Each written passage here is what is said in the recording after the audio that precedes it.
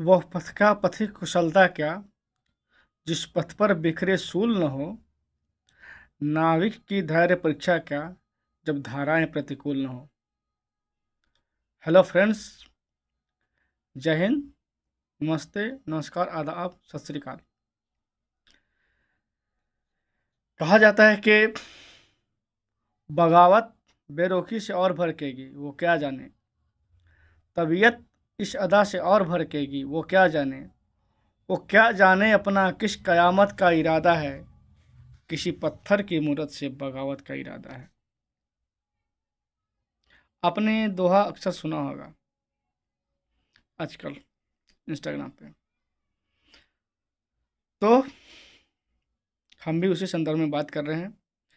जैसा कि आप सभी को ज्ञात है, आप सभी को मालूम हो ही गया है कि अभी पिछले 1 महीने से जिस तरह से दिल्ली के जंतर मंतर पे धरना प्रदर्शन हुआ शिक्षा में बदलाव को लेकर के, नीट के जो छात्र सुसाइड किए हैं उनके परिजनों के लिए मुआवजे की मांग को लेकर के, या जो पेपर लीक्स हो रहे हैं लगभग हर राज्य में, किसी भी राज्य का एग्ज़ाम हो उसमें लगभग ही शायद ही कोई एग्ज़ाम हो जिसमें परीक्षा लीक ना हो, पेपर लीक ना हो। उस सभी चिंताओं को लेकर के जिस तरह से दिल्ली के जंतर मंतर पर धरना प्रदर्शन हुआ शांतिपूर्ण लोकतांत्रिक तरीके से, और उसमें हमारे शिक्षा मंत्री, जो कि पूर्व शिक्षा मंत्री, अब तो पूर्व हो गए, के इस्तीफे की मांग की गई थी, धर्मेंद्र प्रधान जी की। तो इन सारे चर्चाओं के बीच, इन सारे मुद्दों पर जब चर्चा की गई, उनके लिए धरना प्रदर्शन किया गया, तो आखिरकार वही हुआ जो सब चाहते थे, जो इस देश के युवा चाहते थे। और अंततः धर्मेंद्र प्रधान को इस्तीफा देनी पड़ी। लोगों की मांगों को सरकार को सुनना पड़ा, जो युवाओं की मांग थी उनको। अब बात यह है कि क्या शिक्षा मंत्री के सिर्फ इस्तीफे दे देने से हमारी स्थिति सुधर जाएगी? तो जवाब आता है नहीं। सिर्फ उनके इस्तीफे से बात नहीं बनेगी या फिर बदलाव नहीं होगा। उसके लिए हमें सकारात्मक कदम उठाने पड़ेंगे। कुछ आवश्यक जो नियुक्तियां हैं वो नियुक्तियां करनी होंगी, और सरकार उसके लिए कर रही है। सरकार ने उस क्षेत्र में कदम बढ़ा दिए हैं। सबसे बड़ी बात है कि ये कहा जाता था कि विगत 12 वर्षों से इस देश में कभी किसी मंत्री का इस्तीफा नहीं हुआ। विपक्षी पार्टी ने, चाहे कई सारे लोगों ने बहुत सारी कोशिशें की, लेकिन कभी किसी ने जवाबदेही नहीं ली और इस्तीफा नहीं हुआ। मगर इस जनरेशन ने, इस देश के युवाओं ने सरकार को घुटने टेकने पर मजबूर कर दिए, और अंततः सरकार को युवाओं की बात माननी पड़ी, इस देश के छात्रों की बात माननी पड़ी, और वे इस्तीफे दिए। और उन सारे जो उनके सुझाव थे उनको माना गया, और उनकी जो मांगे थी उनको उनको उन्होंने स्वीकार किया, और उस आधार पे अपना निर्णय लिया सरकार ने। अब इस इतने बड़े जो जन आंदोलन है, उस जन आंदोलन से हमने क्या सीखा? एक इंसान के तौर पर, एक युवा के तौर पर मैं वो सब साझा करने वाला हूँ सबसे। सबसे पहले जो हम सब ने सीखा कि कभी भी किसी भी संवैधानिक पद पे अगर आप हैं, अभी किसी भी आप बड़े पद पे हैं, तो आप अपना जुबान, अपना वक्तव्य, अपना वचन बहुत सोच समझ कर दें। अगर अगर अगर सुप्रीम कोर्ट के चीफ जस्टिस साहब ने वो कॉकरोच वाला बयान ना दिया होता, तो शायद लोग इतने इकट्ठे नहीं होते और उस कॉकरोच जनता पार्टी का गठन नहीं होता। लेकिन उनके एक इस बयान ने युवाओं को भड़काया, और लगा ऐसा कि जिससे उनकी अस्मिता पर सवाल आ गया, और किसी भी व्यक्ति की जब अस्मिता पर सवाल आएगा तो कोई भी चुप नहीं बैठेगा। तो उनका एक बयान, छोटा सा बयान, कितना भारी पड़ गया और कितना ज़रूरी एक तरह से कर दिया जाएगा, तो होता है ना ब्लेसिंग इन डिस्गाइज, इसको हम वही मानेंगे, ब्लेसिंग इन डिस्गाइज ही है। तो वो उसके कारण उस पार्टी का गठन हुआ, सीजेपी का, एक सोशल मीडिया के थ्रू, इंस्टाग्राम के थ्रू। और फिर वही सीजेपी के जो फाउंडर थे अभिजीत दीप के, फिर उनके साथी लोग, सब लोग मिल करके उन्होंने आंदोलन करने का निर्णय लिया। फिर इसी बीच नीट का मामला आ गया। तो सबक नंबर 1, हमें अपनी ज़ुबान को बहुत नियंत्रित रखना है। दूसरा सबक ये है कि किसी को भी आप तुच्छ न समझें, इस लोकतांत्रिक व्यवस्था में खास करके। सरकार को भी ऐसा लगता था कि क्या ही हो जाएगा, 2 दिन 4 दिन 5 दिन बैठेंगे, सब खत्म हो जाएगा। लेकिन नहीं, इस देश के युवाओं के आगे, उनके संकल्प के आगे सरकार को आखिरकार झुकना पड़ा। तो ये भी हम लोग के लिए सबसे बड़ा सवाल है कि किसी को भी आप तुच्छ न समझें, खास करके लोकतांत्रिक व्यवस्था में, जहाँ जनता ही आपका सबसे बड़ा विपक्षी है। तीसरा सबसे महत्वपूर्ण, सोनम वांगचुक सर्कस वो अनशन। आज भी यह देश इस चीज़ को साबित कर दिया कि यह देश आज भी गांधी का है और गांधी के आदर्शों पर चलने वाला देश है। इस देश को अभी भी गांधीयन मॉडल की ज़रूरत है, गांधी के सिद्धांत की ज़रूरत है, और उसी के बूते देश में बदलाव होगा। एक आम इंसान को, जिसके पास पैसा नहीं है, पावर नहीं है, कुछ भी नहीं है, उसके लिए आज भी सबसे बड़ा हथियार अनशन ही है। अगर वो अपनी बात किसी को सुनाना चाहते हैं, किसी से मनवाना चाहते हैं, तो अपने जीवन के जो सबसे महत्वपूर्ण वस्तु, एक व्यक्ति के लिए, एक आम इंसान के लिए, उसके लिए सबसे महत्वपूर्ण क्या चीज़ है? उसका जीवन।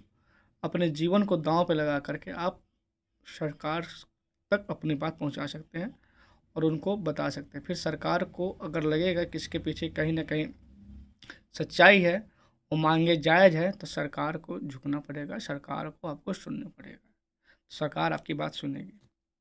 तो इस देश में आज भी अनशन का, अहिंसा का, सत्य का जो हथियार है, इस किसी भी हथियार से ज़्यादा खतरनाक है और ज़्यादा उपयोगी है। ये हमारी तीसरी सीख जो हमने ऑब्जर्व किया। अब हम आते हैं कि as a society, as a country हमने क्या गेन किया इस प्रोटेस्ट से। सबसे पहले तो जो हमने पाया वो था कि नंबर 1 कि हमने फिर से लोकतंत्र को एक तरह से जिंदा कर दिया। डेमोक्रेसी को ऐसा लगा कि हमने फिर से रिवाइव कर दिया एक तरह से। जो ऐसा लोगों को मन में बैठ जाता है कहीं ना कहीं डिक्टेटरशिप की तरफ हमारा कंट्री जा रहा है या शासक उस तरह से हो रहे हैं, वहाँ पे इस तरह का आंदोलन शांतिपूर्ण और लोकतांत्रिक तरीके से जिस तरह से हुआ, उसने बता दिया कि भारत की आत्मा में आज भी कहीं ना कहीं लोकतंत्र जिंदा है, आज भी लोकतंत्र बचती है। तो सबसे पहले हमने लोकतंत्र को फिर से पुनर्जीवित कर दिया। दूसरी बात, यूनिटी, जो मुझे लगता है इस प्रोटेस्ट का सबसे बड़ा सकारात्मक पहलू दिखा मुझे। यहाँ युवा न जाति के नाम पर बैठा, न धर्म के नाम पे बैठा, न लिंग के आधार पे बैठा, न क्षेत्र के आधार पे बैठा, न भाषा के आधार पे बैठी, न अर्थव्यवस्था के आधार पे, न कौन गरीब है, कौन कोई देखने नहीं जा रहा है। तो इन तमाम पहलुओं को अगर आप देखें और सबको एक मिला दे, तो आपसे आपको महसूस होगा कि हमने as a society, as a country, हमने बहुत बड़ी यूनिटी आपस में बना ली। लोगों बटे नहीं, लोग आपस में बटे नहीं, लोगों ने जिस तरीके से एक होकर एक सूत्र में एक मांग कर रहे थे, उस मांग पे डिगे रहे और डटे रहे। हमने एज ए कंट्री इस चीज़ को पाया, जो कि किसी भी लोकतांत्रिक देश, खास करके भारत जैसे देशों के लिए बेहद जरूरी है, और यही इस देश की शक्ति भी है और यही इसकी खूबी भी है। यह देश इतनी सारे विविधताओं वाला जो देश है, आज आपने देखा होगा कि किस तरीके से जंतर मंतर पे जो प्रदर्शन हुए, उसमें देश के सभी वर्गों ने सभी समुदाय ने, सभी क्षेत्र के लोगों ने, पूरे भारत के लोगों ने एकजुट होकर एकता के एक सूत्र में बंध गए। आपने देखा होगा कि वहाँ पे जो खाना खिलाने वाले थे वो जुनैद साहब थे। सिखों का जो गुरुद्वारा था वो मतलब खोल दिया गया उनकी तरफ से। लोग फंडिंग कर रहे हैं, आम आदमी जो बाहर से वो अपने डायरेक्ट को फ्री डिलीवरी करे। तो ये क्या बताता है? ये दिखाता है कि हमारे देश की एकता में कितनी ताकत है। हम आज भी एक कंट्री के नाम पे, एक देश के नाम पर, एक नागरिक के तौर पे आज भी हम कितने सशक्त हैं। राजनीतिक पार्टियां चाहे कोई भी कितना भी हमारे बीच में नफरत घोल दे, हम उसमें नहीं आने वाले हैं। ये इस देश की सबसे बड़ी उपलब्धि मुझे इस पूरे प्रोटेस्ट की लगी। इस्तीफा तो ठीक है, लेकिन ये जो हमने पाया एज ए कंट्री, वो काबिल तारीफ है। उसके लिए पूरे देश को सलाम है। तीसरी बात जो मुझे काफ़ी प्रेरित किया, वो है इस पूरे आंदोलन में आधी आबादी का बढ़ चढ़ करके हिस्सा लेना। महिलाओं का, हमारी बहनें जिस तरह के से इस प्रोटेस्ट में सम्मिलित हुई और जिस हिम्मत के साथ वो पूरे प्रोटेस्ट में शामिल रही और जिस मजबूती के साथ वो खड़ी रही, जिस साहस के साथ उन्होंने सबका मुकाबला किया। आपने सब देखा होगा कि वो एक लड़की जो है, जो दिल्ली पुलिस के जो फेस मास्क है उसको कवर कर रही हैं। आपने फिर एक लड़की का जिस जो मतलब कि वो पीटने से बचा रही कि नहीं आपको पीटना तब हमको पीटिए, लोगों को नहीं पीटिए। मुंबई में बहन को जो रोकी थे, वो क्या रिया, क्या नाम है उनका, रिया अहिर जो भी, वो देखा होगा। फिर वहाँ पे अनशन में भी जो कर रही थी उन्हें, यहाँ क्या नाम है उनका, उनके साथ दो तीन और महिला थी। तो ये दिखाया कि इस देश की आधी आबादी को आप किसी भी चीज़ से वंचित नहीं रख सकते हैं, और उन्होंने बढ़ चढ़ के हिस्सा लिया और पूरी मजबूती के साथ डटी रही। ये as a society, as a nation मतलब दिखा। और इसके लिए उन सारी महिलाओं का सलाम है, उन सारी बहनों का सलाम है जिन्होंने इतनी हिम्मत के साथ इस आंदोलन को शक्ति दी। चौथी बात जो कि मुझे बहुत सुन के खुशी हुई, हम तो वहाँ पे गए नहीं थे, कि महिलाएं अपने आप को बेहद सुरक्षित महसूस कर रही थी। युवाओं के बीच हो करके भी वो अपने आप को सुरक्षित महसूस कर रही थी। ये कोई कम बड़ी घटना नहीं है। ये अपने आप में दिखाता है कि इस देश की युवा पीढ़ी को आप जितना भी कुछ कह ले, असभ्य, अनसिविलाइज जो भी, लेकिन इस मामले में वो काफ़ी बेहतर दिखे। और महिलाओं ने तो यहाँ तक कह दिया कि हम पुलिस से ज़्यादा सेफ इनके बीच में कहते हैं। किसी ने भीड़ का फ़ायदा नहीं उठाया। इसके लिए हर पुरुष, चाहे वो किसी भी वर्ग का हो, और सब बधाई के पात्र हैं, सम्मान के पात्र हैं। उन्होंने किसी का कोई छेड़खानी नहीं की, जो कि इसको और मजबूती प्रदान करता है, इस लोकतांत्रिक तरीके से किए गए अनशन को, इस धरना प्रदर्शन को।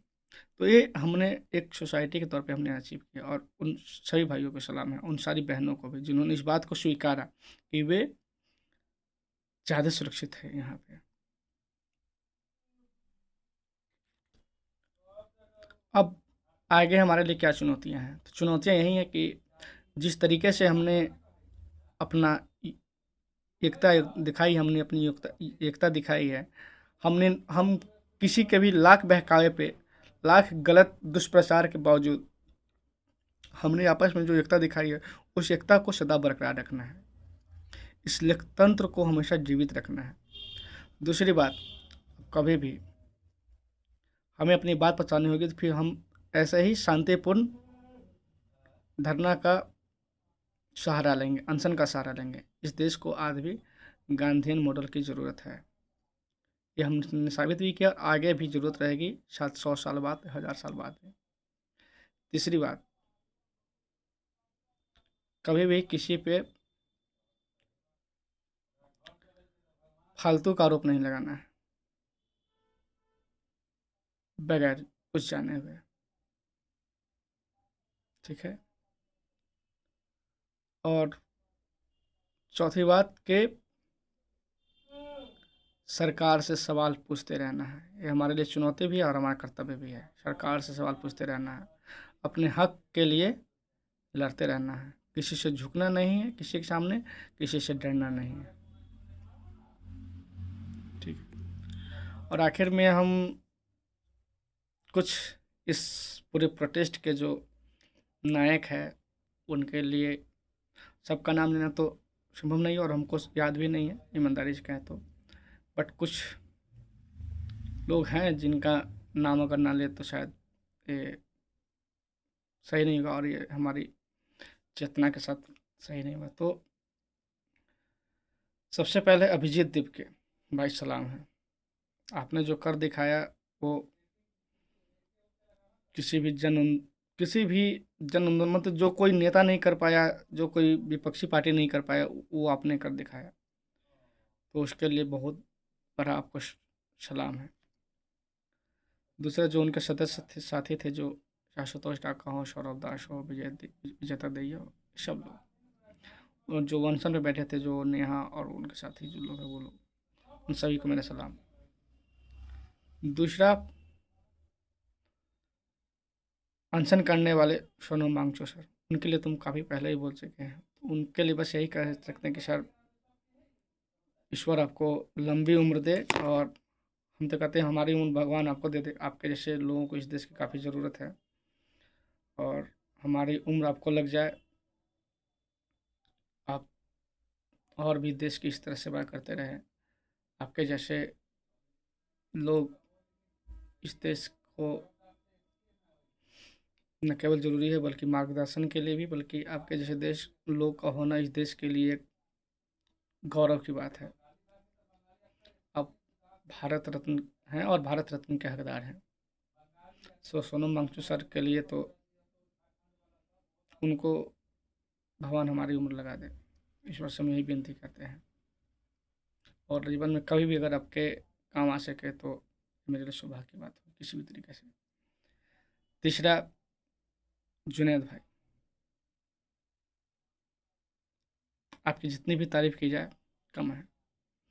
आपने जिस तरीके से इस प्रोटेस्ट में पूरे लोगों को खाना खिलाया, सर्व किया, पानी पिलाया, ये बात कहने में मुझे कोई परेशानी नहीं है कि आपने जो कर दिखाया वो शायद कोई नहीं कर सकता, और आपके बिना ये प्रोटेस्ट पूरा हो ही नहीं पाता। आपके इस जज्बे के लिए आपको सौ सौ बार सलाम है। आपके जैसे लोगों को इस देश की काफ़ी ज़रूरत है, जो इस देश की एकता में, इस देश के लोकतंत्र में विश्वास रखते हैं, जहाँ पे कोई किसी से भेदभाव नहीं करता हो, जो इस देश की जो मूल आत्मा है लोकतंत्र प्रस्तावना, उसमें विश्वास रखते हैं। आपके आपके परिवार को, आपके सभी शुभचिंतकों को मेरा सलाम, और ईश्वर आपको लंबी उम्र दे, स्वस्थ जीवन दे, ताकि आगे भी आप लोगों की और देश की सेवा करते रहें। चौथे, इस देश के वो तमाम लोग, युवा छात्री, जो लोग वहाँ पे टिके रहे, आप सबको मेरा सलाम है। पाँचवें वो जो इसको पूरा कवरेज कर रहे थे, जो स्वतंत्र मीडिया खास करके, उनको भी सलाम है। आपने निष्पक्षता से इस चीज़ को दिखाया, आप किसी के दबाव में नहीं आए, आप किसी की झांसे में नहीं आए, आपको डरे नहीं, आपने लोगों को सही सही पूरे देश को इन्फॉर्मेशन दी, उसके लिए आप सबको सलाम है। तो ये सब सब इस नायक है, इस प्रोटेस्ट के और इस विक्ट्री के। इसमें किसी के भी योगदान को हम कम या ज़्यादा नहीं आंक सकते हैं। तो ये हमने एक एज ए सोसाइटी गेन किया है और हम इस पे अड़े रहेंगे, आगे भी मजबूती के साथ खड़े रहेंगे, अपने देश के लोकतंत्र को जिंदा रखने में डटे रहेंगे, और जब भी ज़रूरत आएगा सरकार से, पक्ष से, सत्ता में बैठे लोगों से सवाल पूछते रहेंगे, अपने हक को मांग कर या छीन कर लेके रहेंगे, शांतिपूर्ण तरीके से, लोकतांत्रिक तरीके से, और किसी भी सूरत में संवैधानिक दायरों को पार नहीं करेंगे। संवैधानिक दायरे में रहते हुए ही अपनी बातों को सरकार तक और सदन तक पहुँचाएंगे। बहुत बहुत धन्यवाद। जय हिंद, जय भारत।